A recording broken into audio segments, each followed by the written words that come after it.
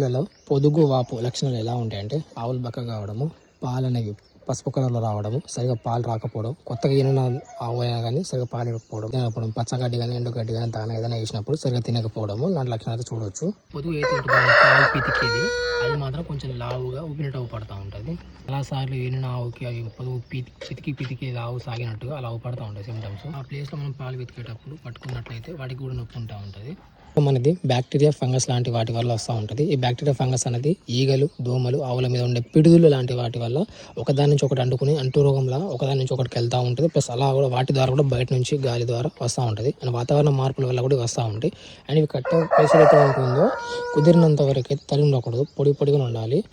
కట్టే ప్లేసు పాలు పితికే ప్లేస్ రెండు ఒకటే ఉండకూడదు, వేరు ఉండాలి. అంటే పాలు ఒక చోట పితికి మనం మామూలుగా కట్టేటప్పుడు ఒక చోట కట్టాలి. ఎక్కువగా ఉచ్చబోసి ఉంటాయి కదా, అలాంటి ప్లేస్లో ఉంచకుండా వాటిని కుదిరినంత వరకు అంటే పొడి ప్లేస్లో అయితే మారుస్తూ ఉండాలి. ఇమ్యూన్ డెఫిషియన్సీ అంటే వీటికి సంబంధించిన పోషకాల లోపం ఉన్నా కానీ ఈ బ్యాక్టీరియా వస్తూ ఉంటుంది.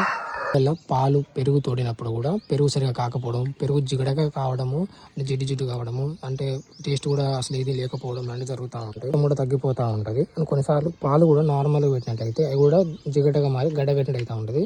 కానీ పెరుగు పూర్తిగా కావాలి అంటే అప్పుడు మనం పెరుగు తోడు పెట్టేటప్పుడు కూడా మార్చేయాలి. అంటే పాత పెరుగు సంబంధించి పెట్టకూడదు, వేరే చోటు తీసుకొచ్చి మంచిగా ఉన్న పెరుగు తీసుకొచ్చి పెట్టాలి. దానిలో విటమిన్ ఏ అండ్ ఈ సెలినియం వంటి లోపం వల్ల కూడా జరుగుతూ ఉంటుంది. సైడ్స్ అండ్ తెల్ల రక్త కణాల లోపం వల్ల పొదుగు వాపును మాస్టిటైటిస్ అంటారు ఇంగ్లీష్లో. పొదుగు లోపల కణజాల దెబ్బతిని ఇబ్బందిగా అవుతూ ఉంటుంది. అండ్ దీనికి సంబంధించి పర్మాంగనేట్ లేదా అయోడిన్ లాంటి లీటర్ నీటిలో 10 గ్రాములు పొటాషియం పర్మాంగనేట్ లేదా అయోడిన్ 1% ద్రావణాన్ని నీటిలో కలిపి వాటి పొదుగుని పాలు పితికే ముందు పాలు పితికినాక కడగాలి. అండ్ అవి కడిగినాక మనం పాలు పితికేటప్పుడు నార్మల్ వాటర్తో కడగాలి.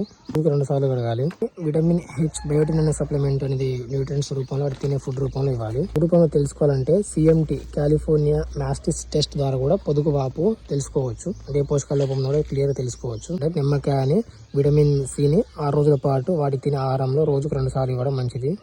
జీలకర్ర, మెంతులు ప్లస్ పసుపు, ఇంకా కొబ్బరి పొడి ఉంటుంది కదా, అది బెల్లం కలిపి ఇవి కూడా 3 నుంచి 6 రోజులు ఇవ్వడం మంచిది అనమాట. ఇవి నాచురల్ పద్ధతిలో క్లియర్ చేయాలంటే అయోడిన్ సొల్యూషన్ కూడా కడగవచ్చు. అయోడిన్ లేదా పౌడిన్ అయోడిన్ అంటే ఇది పుండు కడిగే మందు. అయోడిన్ని కూడా 1 ml వాటర్లోనే 1 లీటర్ వాటర్ 1 ml ఇచ్చి ఇవ్వాలి. ఎక్కువ ఇచ్చినట్లయితే వాటి పొదుగు అనేది అవి కాలిపోయినట్లు అవుతూ ఉంటాయి. వాటికి మంట వస్తూ ఉంటాయి, తోలు పొడవు లాంటివి జరుగుతూ ఉంటాయి. అండ్ దీని ద్వారా ఆవులు అంటే దూడలు కూడా సరిగా పాలు తాగలేవు. మళ్ళీ దూడలు పాలు తాగేటప్పుడు ఈ కెమికల్స్ వాడేటప్పుడు అయితే మళ్ళీ వాటికి కడగాలి. పాపు నుంచి తాగిన దూడలు కూడా అవి సరిగా లావు కావు.